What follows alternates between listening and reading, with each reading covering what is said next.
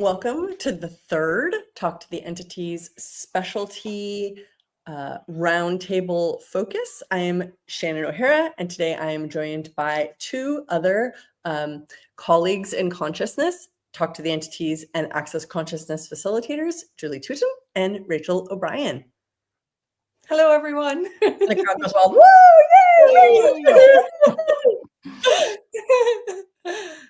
We were just saying before we went live, I was saying that I think that walk-ins is one of the more challenging specialty focuses in Talk to the Entities. And why is this one number 3? But they have a very different perspective on it than I do, which is why there's more which is why we're all here. So if you're tuning into this Talk to the Entities specialty roundtable live, welcome to walk-ins, which is where you have one body with an occupant and then another entity walks into that same body, and then you have multiple occupants, and we call that walking in. It's not where you like walk into the barber and get your hair cut. It's when you literally have one being walks into another body. I call it the sort of universal recycling system for bodies. It's an essential piece of knowledge when it comes to entity work that can make us question our identities and who we are. One of the things in Talk to the Entities that I try to articulate and indicate is that being aware of entities and knowing how to work with entities can be really crucial for mental health and all sorts of physiological health. And walk-ins is really an essential key to that. So that being said, Rachael and Julie, who wants to start with the sort of like what helped you learn about walk-ins? A story, a point of view, something that really gave you insight into it as a reality and how it works. I can go. Oh, you can go, Julie, if you'd like to start. Okay.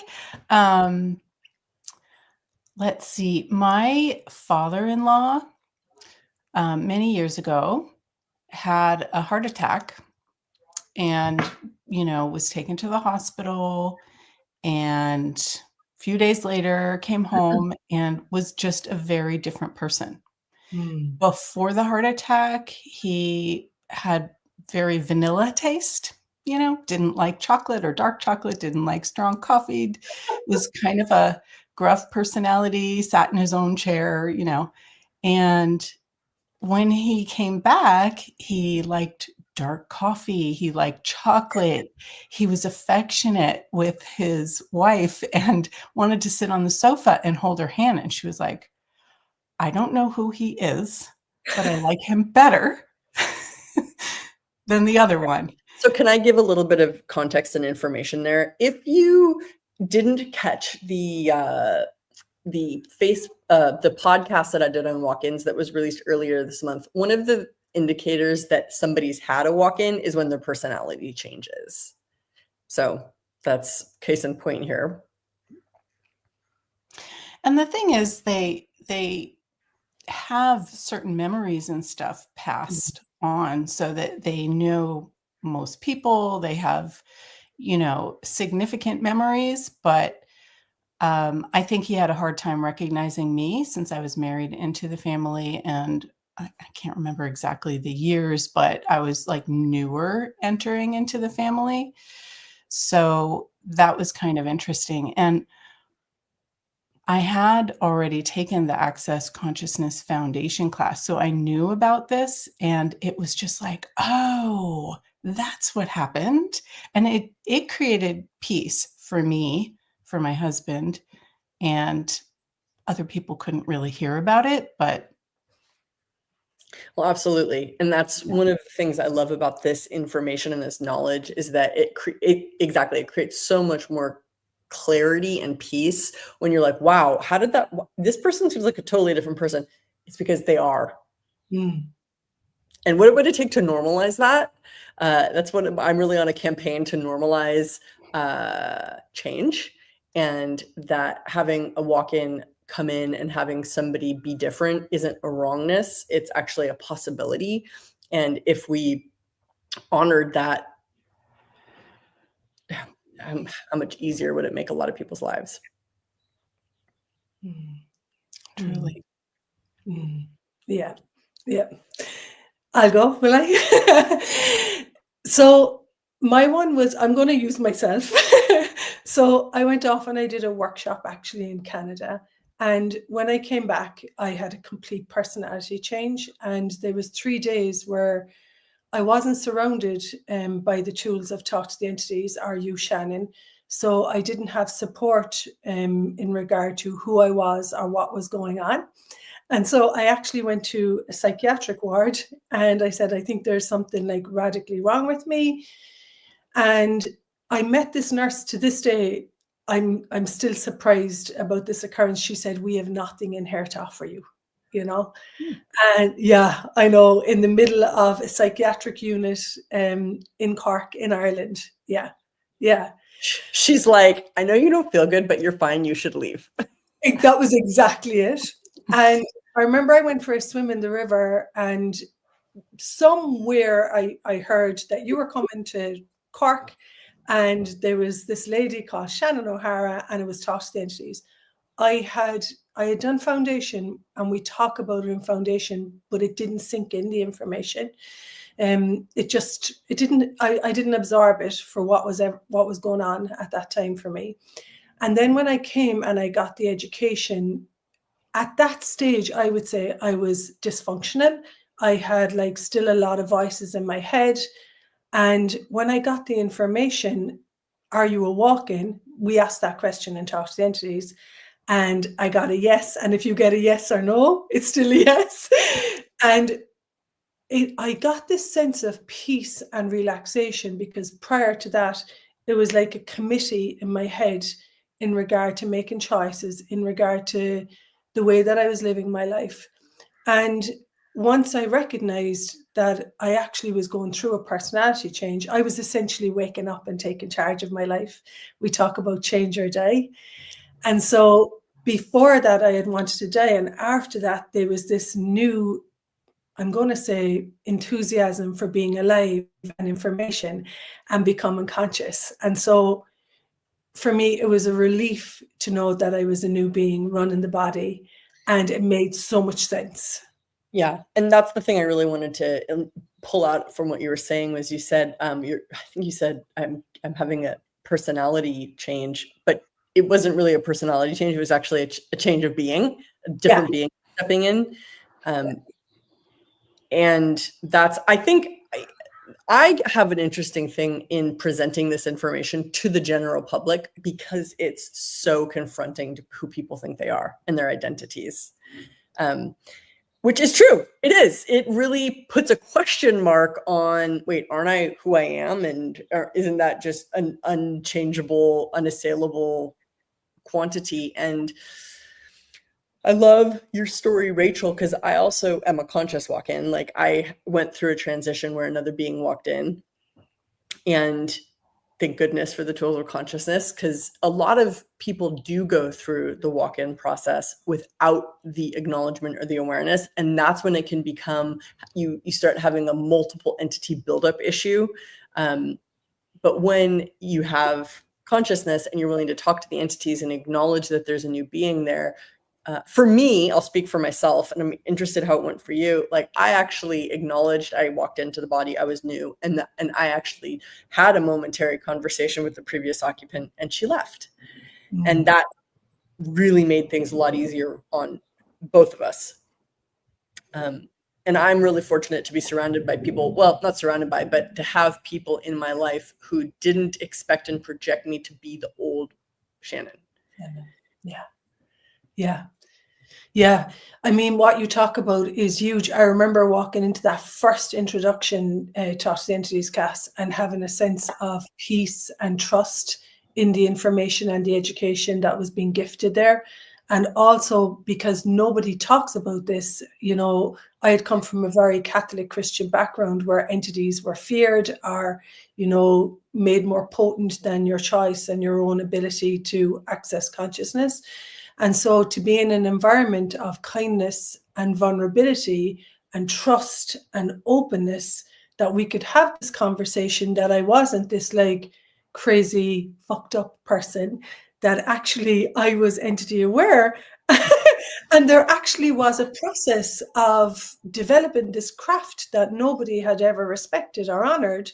And that now I had to, well, I didn't have to, but now I got to go to work with the ability and craft. And I'm very entity sensitive, as are all, I would say, Talk to the Entities facilitators. And so now to be an environment where this craft is supported, talked about and honored, instead of all this like blame and shame. There was massive shame in regard to being spirit aware where I grew up. My grandmother, you know, was extremely entity aware as well. So there was shame and hiding and all those like yucky energies in regard to being spirit aware, instead of a celebration of actually I have a capacity to talk to the spirit world. And the big thing for me was the inclusion of that there are beings, some have bodies, i.e. me, some don't, and that we could include this whole universe that nobody talks about in our world right now. Very few, at least. Yeah. Thanks, Rachel. Beautiful. Yeah, and I love what you said. And in my experience, it was just like, no, you're making things up and it's not true or real. And so you can start to doubt yourself. And I just learned to keep my mouth shut, and just know what I know. So coming across the tools of Access Consciousness and Talk to the Entities was such a gift, And how nice that we can open our mouths now and that people are actually searching for this information. Exactly. And we have a couple of interesting questions here actually that have come in. Not a StreamYard, because it collates from Facebook and YouTube. Cool. Well, that's what I'm seeing, Facebook and YouTube. But there's a couple of questions here. One is an easy one. I've heard that not having memories of childhood is from trauma. Is it possible it wasn't here yet? Well, I know for me, I was a new being. My body still had a memory and memories. And so I didn't remember them, but my body did. So yeah, that is a sign that you're walking if you can't remember your childhood or certain events and people have to explain that to you. Yeah. And one of the keys to recognize is that oftentimes there is a walk-in in a traumatic experience. And I want to take the charge off of trauma and just look at it on an energy level, because what occurs I wouldn't say this is like the only way that it is. And often what occurs is that the body has to shut off and start back up again. Like Julie gave the example of her father-in-law went in for a surgery. That is a controlled trauma.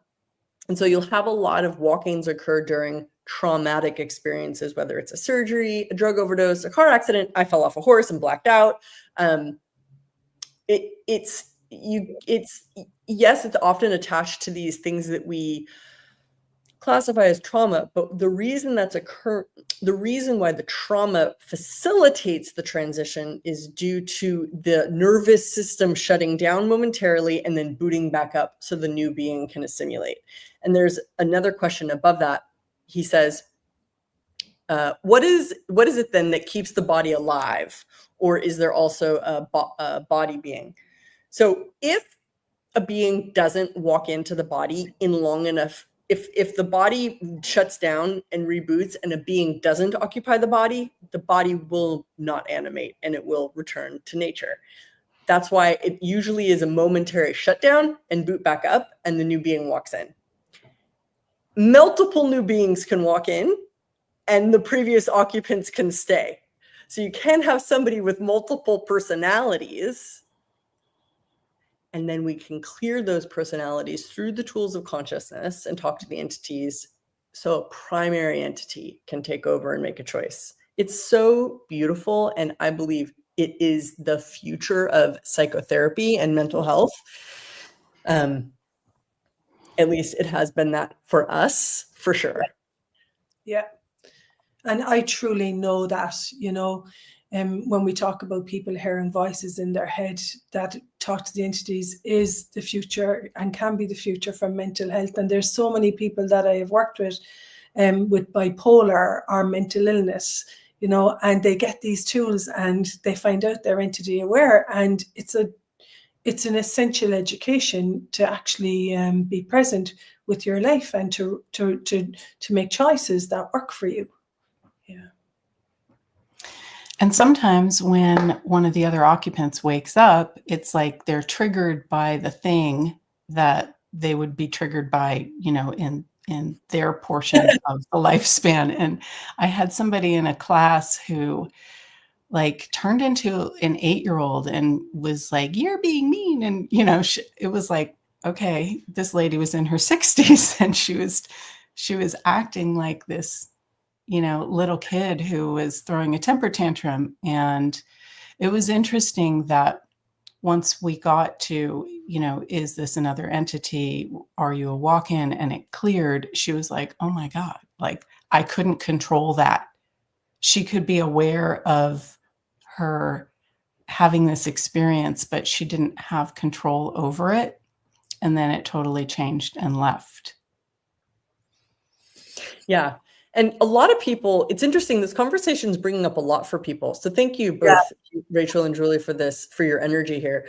I'm noticing there's actually way more questions on the walk-in conversation than I've seen in other roundtables. It might be that people know, like it's taking momentum for people to hop on these, but I think that a lot of people have a lot of questions about this, which is why I said in the beginning, I think this is a difficult one, because it can create so much, well, a lot of questions, which is great. But I need to really direct people. If you want to really get this information, we have packaged it properly for you so you can get the whole thing, not just bits and pieces. There's only so much that Rachel and Julie and I can do in a 25-30-minute free conversation in the public.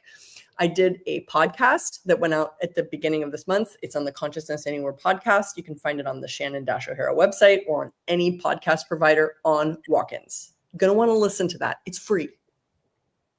There is a 3-part class dedicated 100% to walk-ins. However, if you have not done the Talk to the Entities beginning class, we 100% recommend you start there because you do need the A, B, C's of entity information to then go on, because the walk-in stuff is an advanced area because it takes a lot more information to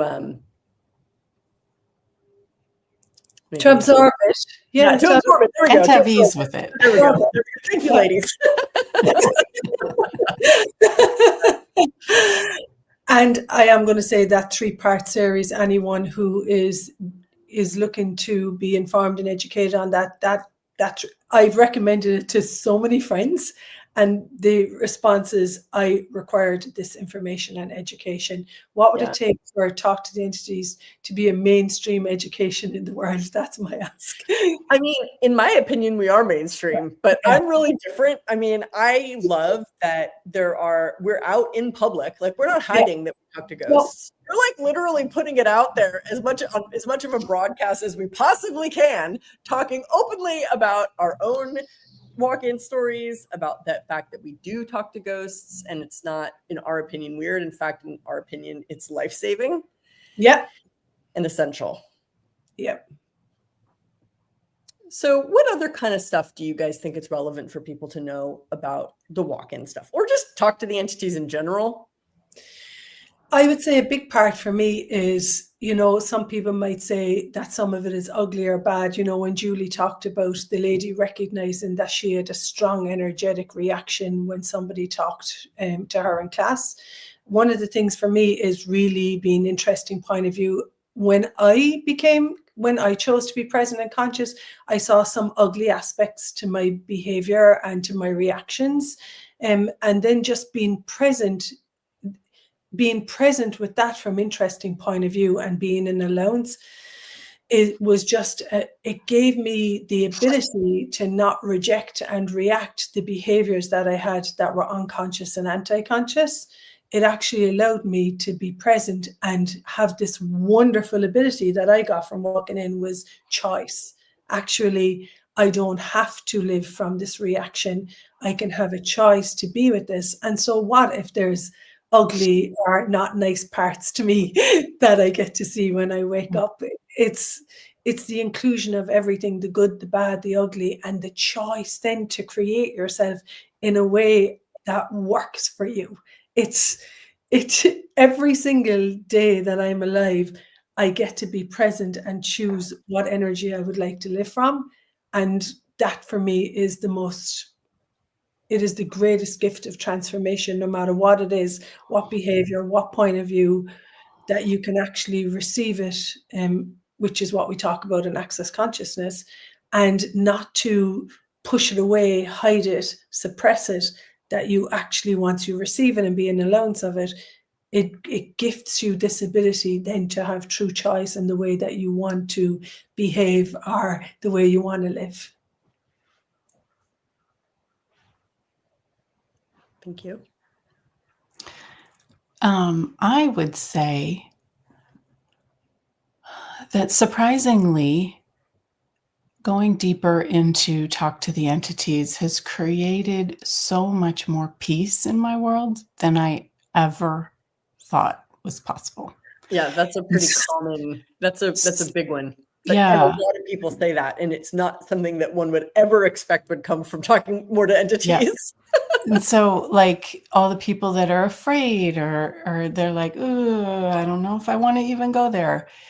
It's number one, so peaceful, and number two, so empowering. Like, you can really step into your awareness in a completely different way.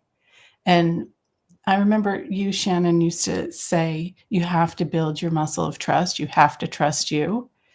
And in this arena, it's so much easier to build your muscle of trust because there is no crutch of, seeing something unless you happen to see entities. Like, you just have to trust and go with it. And you build that muscle so much quicker, I find. Yeah, I think I like the way you're putting that. I've only recently come to recognize, since I've been trying to write a book about the economy of consciousness, because my first two books were about entities, and I'm finding writing the economy of consciousness so much harder. There they are. I love how you guys both you have each. There they are. Those are the two ones, right?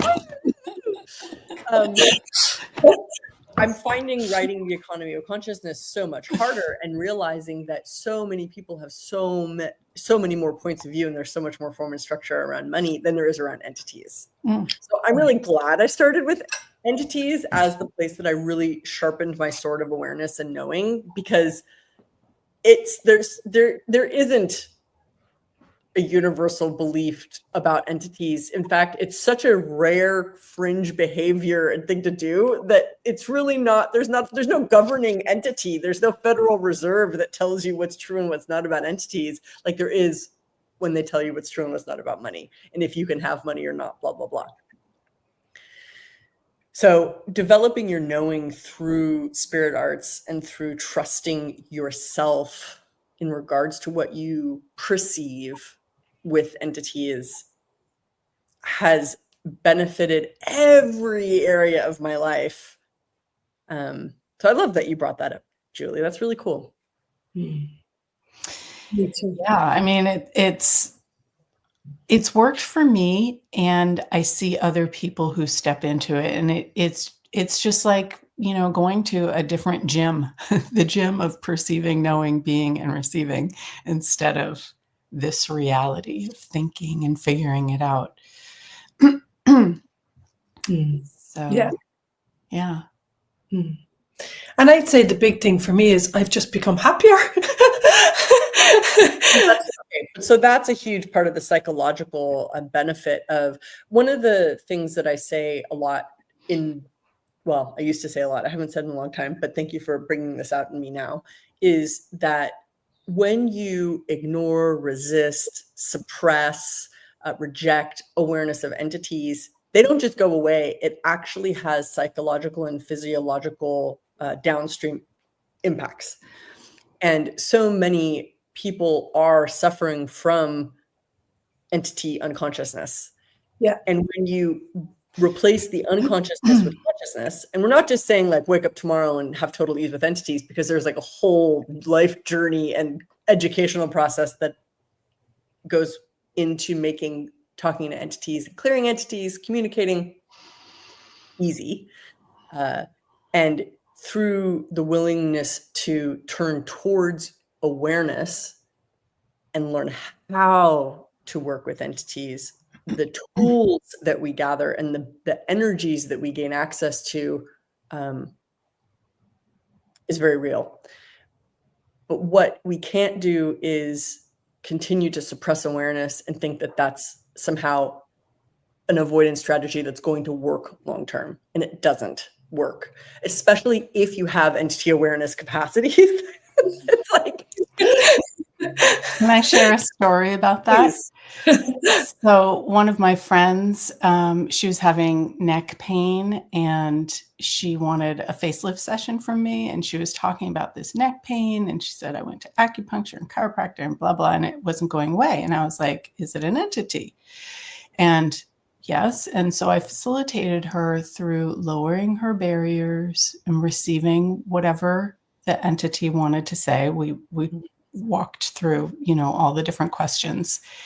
And it was like this bliss pouring into her, pouring over both of us. It was incredible. And it's like, you think that you don't want to know about it because it's going to be scary or it's going to be bad. And the pain means it's going to hurt more. But actually, it's the complete opposite. It released her shoulder pain immediately. It was blissful. And there was this greater sense of communion and possibilities. It was just amazing. So, well, exactly. Like if you have pain and if you are like, I don't want to look there, use the tools. Exactly. But you have to come learn the tools. Like, come learn the tools. Come learn the tools. Check out the classes. Like, we're not. It would be silly for us to be like, just get in this race car and drive it. Like, we know you need some lessons, and then you can drive the race car. I just did a podcast with Becky, who for the Access Consciousness Publishing. And she would be interviewing different Access Consciousness Publishing authors. And it was really interesting. She said that her first introduction to entities was watching Poltergeist when she was 8 years old. And ever since then, she's just been in total reaction to entities. And I'm like, no, of course. What an absolutely horrible introduction to the spirit world. And if you look at the kind of information we're given about entities in this reality or in the mainstream, it's actually designed to turn you against peaceful spirit communication. And I said to Becky, it's like, imagine that your first sexual experience was rape, and then you thought that that's what sex was. Yeah. And that's the same as when people watch horror movies and they get completely triggered and into reaction for the rest of their lives about entities. It's the same kind of violation of your psychic space. So we have to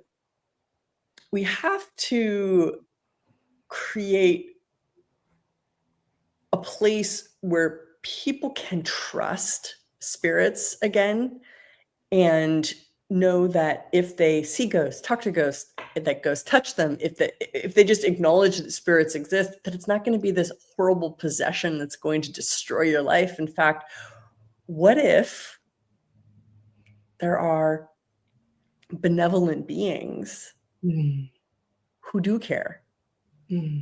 Are you receiving them?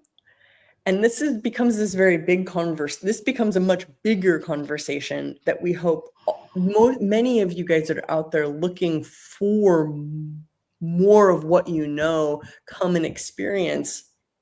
And please come learn the tools of Talk to the Entities. They make all the difference when it comes to dealing with entities.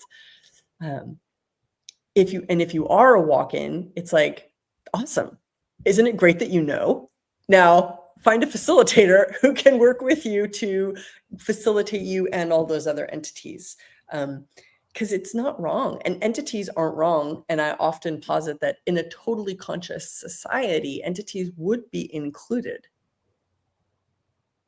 So what can we start to include that will change reality? Rachael and Julie, thank you so much for coming and sharing your energy. Any of you guys that are watching this currently or seeing this on Instagram or Facebook or YouTube in the future, if you want to find out more about the Talk to Entities classes, it will all be linked below. Rachael and Julie's websites and links to checking them out will be linked below. They're both brilliant facilitators of access consciousness and Talk to the Entities. If you want more information and education about the walk-in classes, that will be below too. There's also a bunch of free content that you have access to that we want to make this as available and possible for all of you that are choosing. Thanks, you guys. Thanks, Shannon. Shannon, and thanks for bringing this to the world. Thank you.